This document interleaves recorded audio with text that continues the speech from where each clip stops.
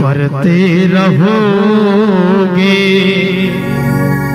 भजन धीरे धीरे, भजन धीरे धीरे तो मिल जाएगा वो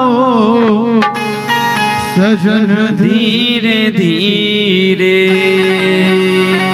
जो करते रहोगे भजन धीरे धीरे, भजन धीरे धीरे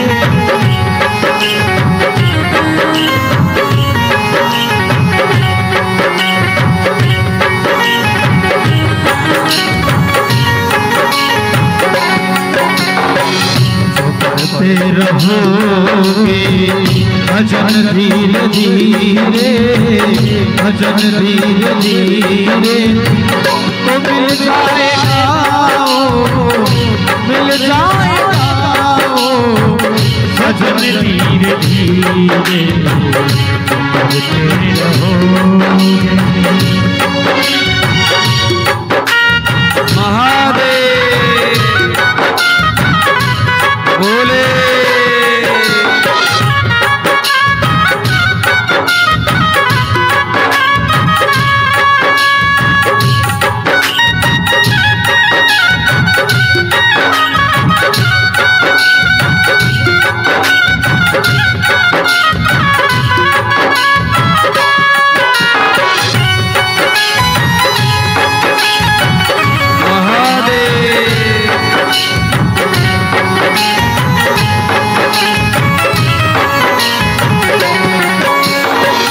अगर उनसे मिलने की दिल में तमन्ना, अगर उनसे मिलने की दिल में तमन्ना, दिल में तमन्ना, अगर उनसे मिलने की दिल में तमन्ना, अगर उनसे मिलने की दिल में तमन्ना तो करो शुद्ध अंत करन धीरे धीरे करते रहोगे भजन धीरे धीरे तो मिल जाएगा भजन धीरे धीरे।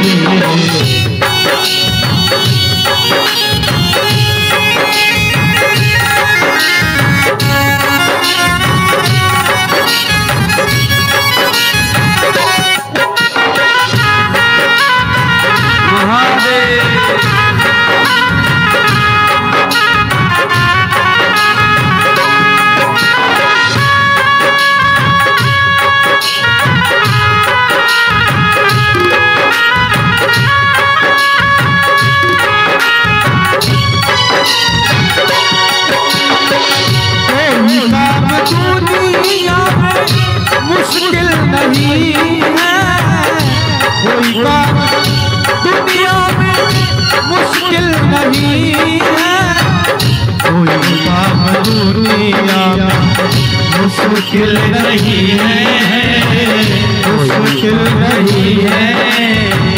जो करते रहोगे यत्न धीरे धीरे करते रहोगे भजन धीरे धीरे तो मिल जाएगा वो भजन धीरे धीरे।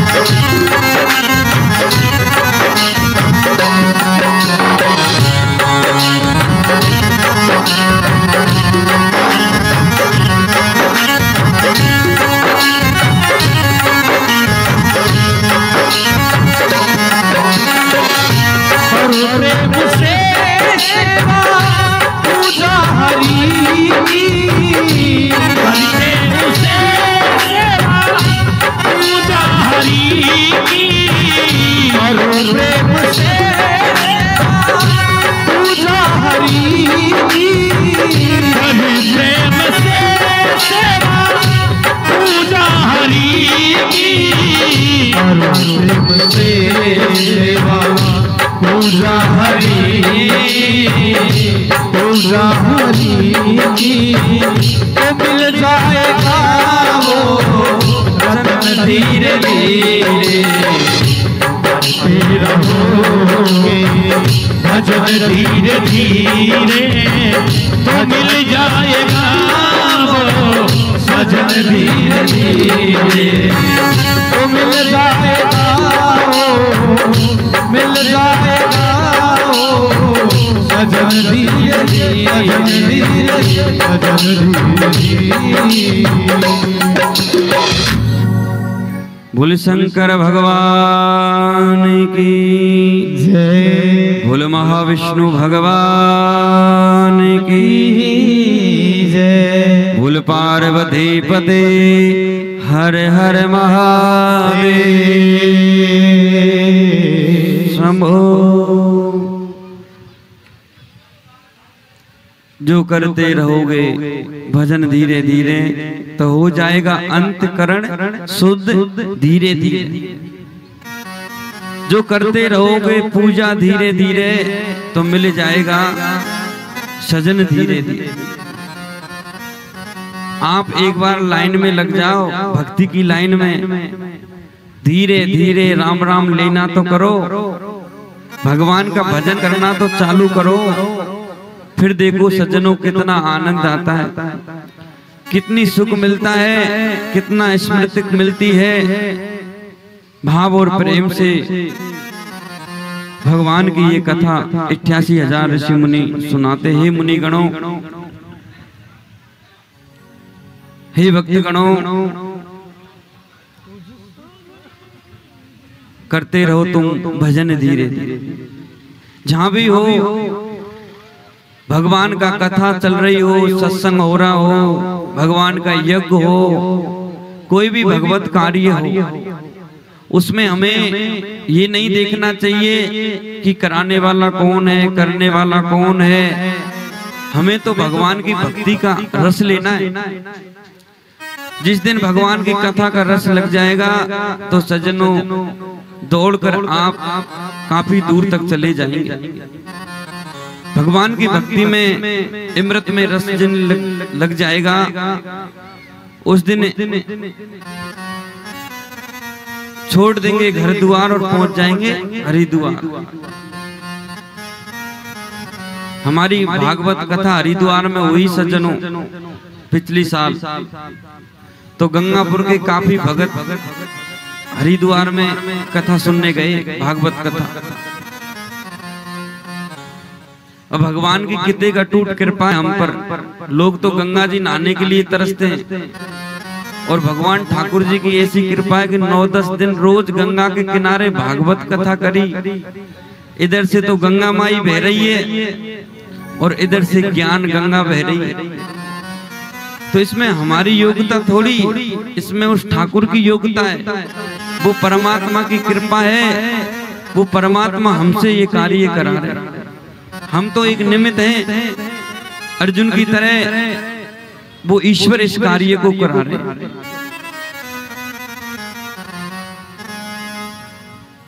अभी भी हमारी इस कथा में हमारे इस गांव के जो लोग हैं वो वंचित रह रहे हैं।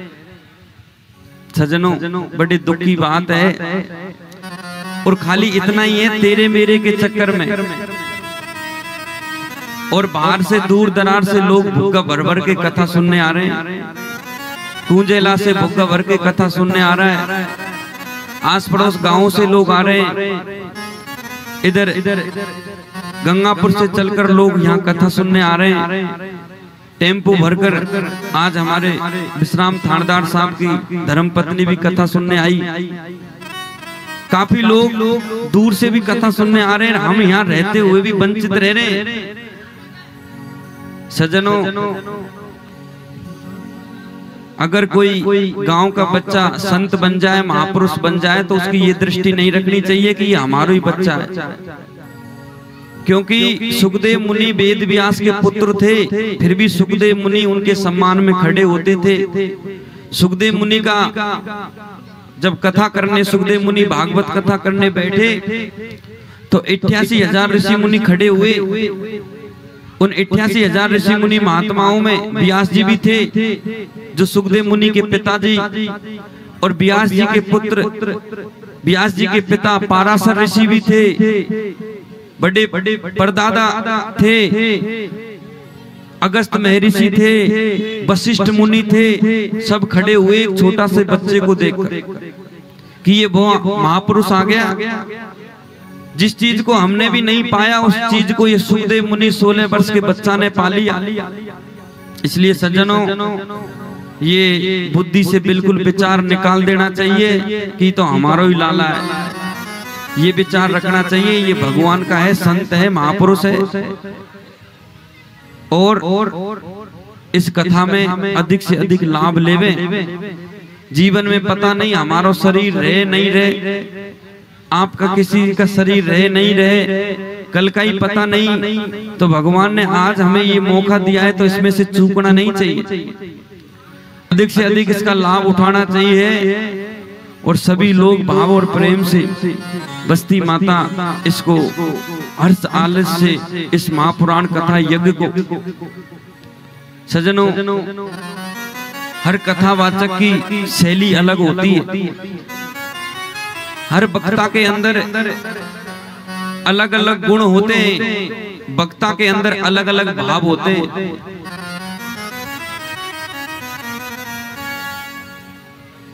अभी आपके सामने कोई कथा सुनाने वाला बिहारी महाराज आ जाता तो आप इतने लोग नहीं बैठ पाते, क्योंकि खग जा नहीं, खग ही की भाषा।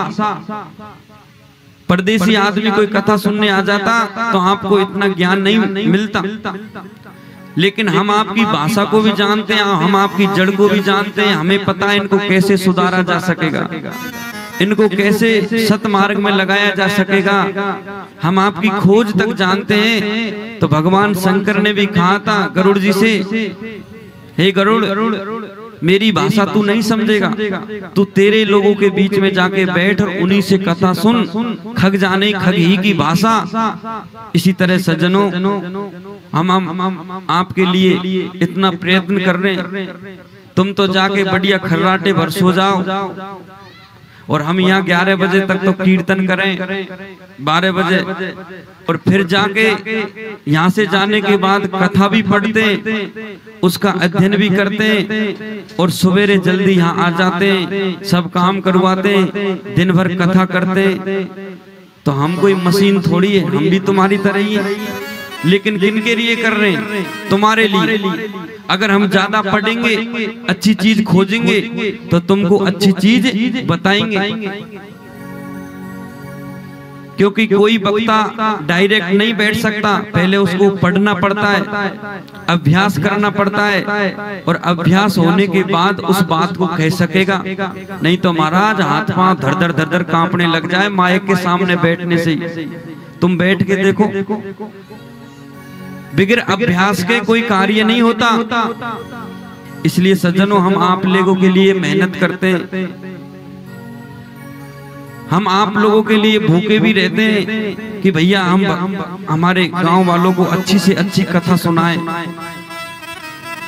जिसमें इनमें अच्छा भाव बने, अच्छा जुड़ाव हो, प्रेम हो, सत्संग में इनका मन लगे, रोज भगवान शंकर की पूजा करने ये जाएं, रोज शिव जी पे जल का लोटा चढ़ाएं, भोजन नहा धोकर करें, बिगर नहाए भोजन नहीं करें, स्नान बना करने के बाद भगवान की पूजा करने के बाद घर का भोजन बनाना चाहिए और भोजन करना चाहिए, चाहे काम होए चाहे मत होए। अब बताओ, तुम नहाओगे दोबारा भी? ऐसा तो है नहीं बिगर नहाए रह सकते हैं, तो वह काम है पहले ही कर लो, और वह नहाने धोने का भोजन बनाने का काम करके और काम बाद में कर लो। तो इससे पवित्रता बनी रहती है। भगवान शंकर के इसी अवतारों की कड़ी में एक भगवान शंकर का गृहपति अवतार हुआ। घर के देवता कौन है? गृहपति। घर में कोई भी काम हो, घर में जब नींव लगती है, मकान बनता है, तो गृह प्रवेश मुहूर्त निकाला जाता है। निकालते कि नहीं निकालते? निकालते। तो वो घर में जो देवता बिठाया जाता है वो शंकर भगवान ही है। और भगवान शंकर ने इस पृथ्वी को घर बनाया अपना, और घर बनाकर अवतारित हुए और भगवान शंकर गृहपति के रूप में प्रकट हुए।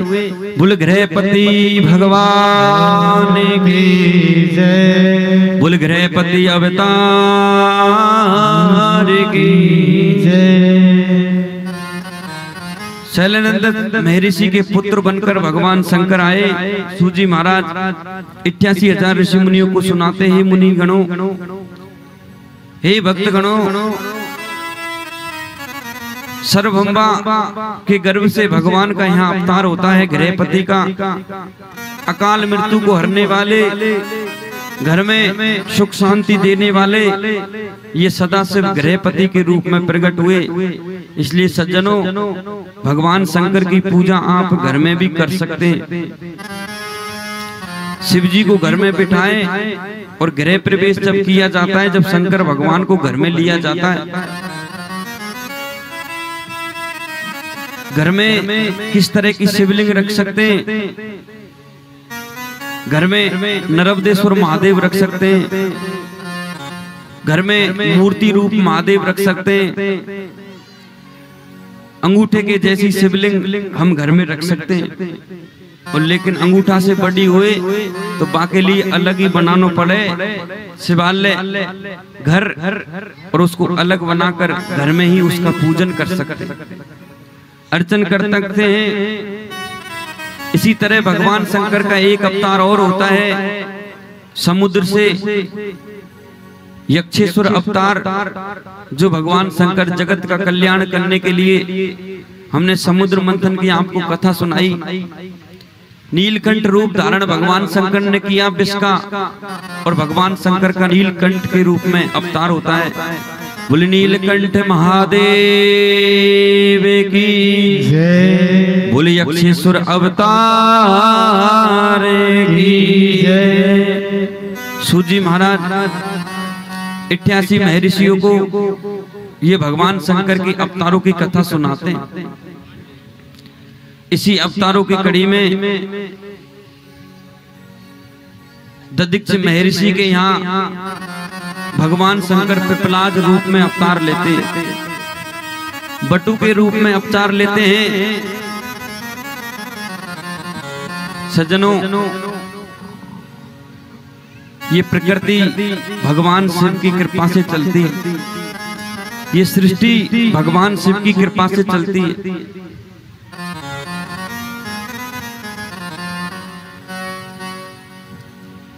अब कितने लोग पीपल की सेवा करते हैं, कितने लोग पीपल पर जल चढ़ाते हैं, लेकिन काऊ को पता ही पीपल कहां से आयो, कैसे आयो, किससे ये प्रकट हुआ, किसने सर्वप्रथम इनकी पूजा करी। सूजी महाराज 88 महर्षियों को ये पिपलाद अवतार की कथा सुनाते हैं।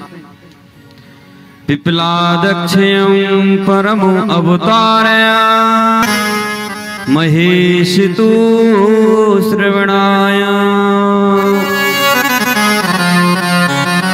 पुरागदितो विप्रददीक्षे मुनि महासेविषो प्रात्यं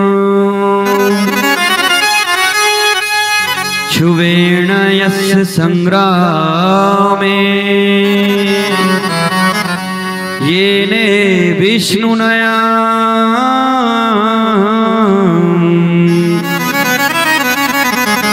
तस्य पत्नी सा भाग्या सुरवचानामा नमस्तया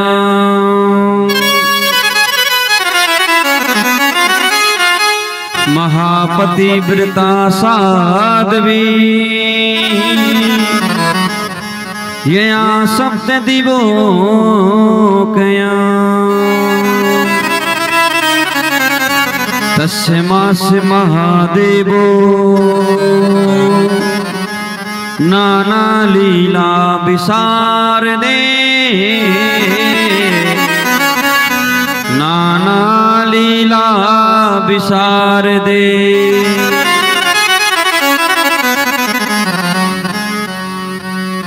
दधिक्ष महर्षि का नाम सुना होगा आपने। उन्हीं दधिक्ष महर्षि के एक पत्नी थी जिनका नाम था सुरवचा। बड़ी पति सेवा करने वाली थी, पतिव्रता धर्म को निभाने वाली थी। सजनों, एक समय देवासुर संग्राम हुआ। उस देवासुर संग्राम में देवता राक्षसों के डर के मारे इधर उधर भाग रहे थे। समुद्र में जाकर छुपने के लिए जगह ढूंढते हैं। इधर दधिक्ष महर्षि तपस्या कर रहे थे।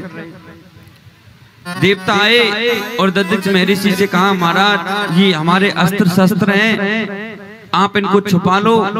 अगर ये राक्षस हमारे पास देख लेंगे तो इनको भी खोस लेंगे, इसलिए आप जब तक हम वापस नहीं आए तब तक ये हमारे अस्त्र शस्त्रों को आप अपनी कुटिया में रखो। दधिक्ष महर्षि उन अस्त्र शस्त्रों को सुरक्षा के लिए सज्जनों विचार किया, मैं तो तपस्या में बैठ जाऊंगा, अगर कोई राक्षस आ गया तो ये देवताओं के अस्त्र शस्त्र को ले जाएगा, तो युद्ध कैसे जीतेंगे। तो इनको छुपाने के लिए क्या किया जाए। दधिक्ष महर्षि ने उन सभी अस्त्र शस्त्रों को घोंटा और घोंट कर उनका चूर्ण बना लिया, और चूर्ण बनाकर उसको महाराज पानी के साथ ले गए। ऐसे ऐसे भी महात्मा हुए, ऐसे ऐसे भी महात्मा हुए जो 3 उंजल में पूरे समुद्र को पी गए। दधिक्ष महर्षि ने अस्त्र शस्त्रों को घोंट कर पी गए। सज्जनों, इधर दधिक्ष महर्षि के पास देवता वापस आए, महाराज हमारे अस्त्र शस्त्र दो। दधिक्ष महर्षि ने कहा कि मैंने तो ये राक्षसों के डर के मारे उनको अपने शरीर में ही पा गया, ग्रहण कर लिया। अब तुम्हें अस्त्र शस्त्र चाहिए तो मेरे शरीर से निकाल लो। देवता बृहस्पति के पास गए। बृहस्पति ने कहा, अगर देवासुर संग्राम जीतना है तो दधिक्ष मुनि की हड्डियों ही ले आओ। अब उनकी हड्डी नहीं रही, अब उनकी हड्डी वज्र बन गई है, क्योंकि उन्होंने तुम्हारे अस्त्र शस्त्र पी गए। देवासुर संग्राम हुआ, सब देवता अनुरोध करते हैं, दधिक्ष महर्षि से विनती करते हैं, महाराज हमें आपकी हड्डी चाहिए।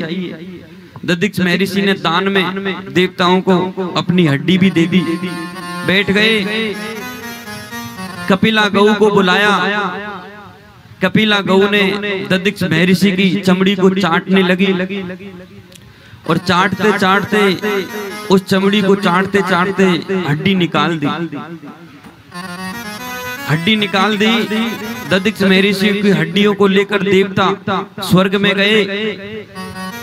इधर दधिक्ष महर्षि की पत्नी को ये पता चला कि मेरे स्वामी की शरीर की सारी हड्डियों को लेकर देवता स्वर्ग लेकर चले गए।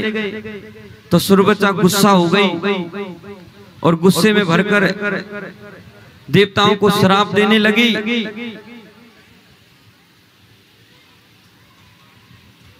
हे मुनिगणों,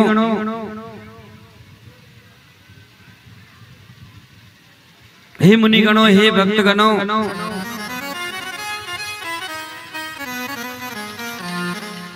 दधिक्ष महर्षि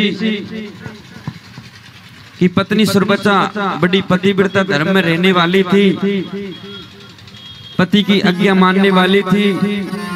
इधर सुरवचा दधिक्ष महर्षि की हड्डियों को लेकर देवता गए।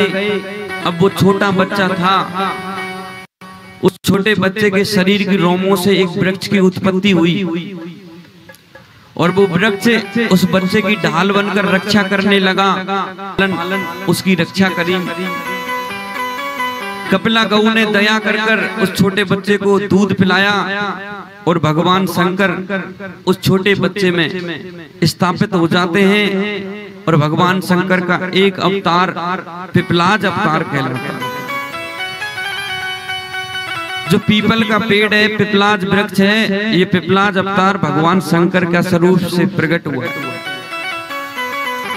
बटु अपसार बटेकेश्वर महादेव ये भगवान शंकर के शरीर से प्रकट हुआ है।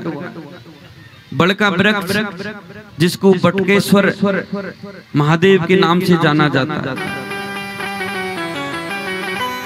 इसी तरह अब जोग संजोग है कि इस पीपल के वृक्ष में विष्णु का बासा दिया, वो एक अलग कथा है, लेकिन पीपल का वृक्ष भगवान शंकर से उत्पन्न हुआ और नाम कहलाया बुल पिपलाज अवतार की जय, बुल पिपलाज भगवान